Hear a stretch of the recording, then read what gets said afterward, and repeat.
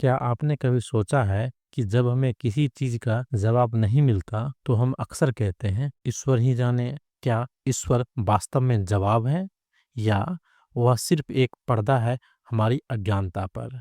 आज हम ऐसे ही विषय पे बात करने जा रहे हैं जो धार्मिक सोच और वैज्ञानिक सोच के टकराव के केंद्र में है। ईश्वर क्या वह अज्ञानता का दूसरा नाम है?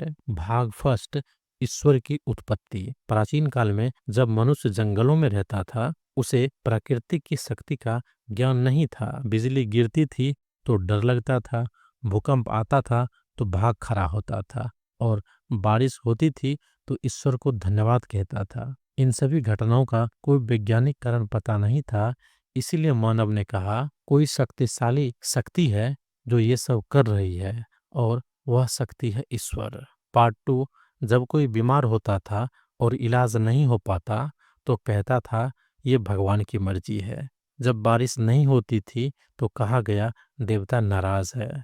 जब कोई मर जाता था तो कहा गया भगवान ने बुला लिया। हर वह चीज जिसे हम नहीं समझ पाए हमने ईश्वर के नाम पे छोड़ दिया और यही है इस विचार का सार। God is the name people give an ignorance. भाग 3, विज्ञान आया, ईश्वर पीछे हट गया। जब न्यूटन ने गुरुत्वाकर्षण की खोज की तो लोग समझे कि सेब भगवान की वजह से नहीं बल्कि गुरुत्वाकर्षण के कारण गिरता है।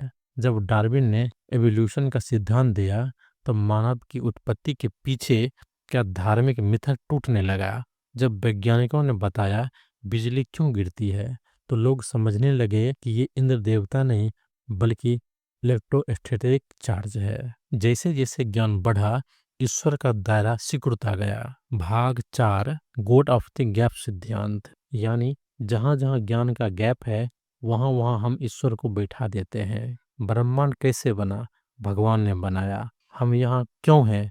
भगवान की मर्जी है। लेकिन जैसे ही विज्ञान इन सवाल को उत्तर देने लगता है ईश्वर का स्थान छोटा हो जाता है। भाग 5, आस्था बनाम अज्ञानता। अब सवाल ये है, क्या हर धार्मिक व्यक्ति अज्ञानी होता है? नहीं, आस्था व्यक्ति का निजी विषय है, लेकिन जब हम हर सवाल का जवाब ईश्वर में ढूंढते हैं तब वह खतरे की घंटी है। ईश्वर का नाम तब लिया जाना चाहिए जब तर्क समाप्त हो जाए, न कि तर्क को दबाने के लिए। निष्कर्ष, तो क्या ईश्वर है ही नहीं? यह सवाल उतना महत्वपूर्ण नहीं है जितना ये क्या हम जिज्ञासु हैं, क्या हम उत्तर खोजने के लिए प्रयास कर रहे हैं। जब तक हम नहीं पूछते क्यों, हम सदियों तक ईश्वर की मर्जी पर निर्भर रहेंगे। अगर हम हर चीज ईश्वर पर टालते रहे तो हम कभी सीख नहीं पाएंगे, कभी सोच नहीं पाएंगे।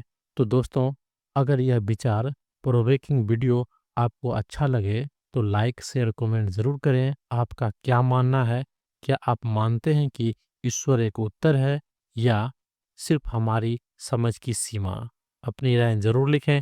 अगले वीडियो में हम बताएंगे क्या धर्म विज्ञान से डरता है।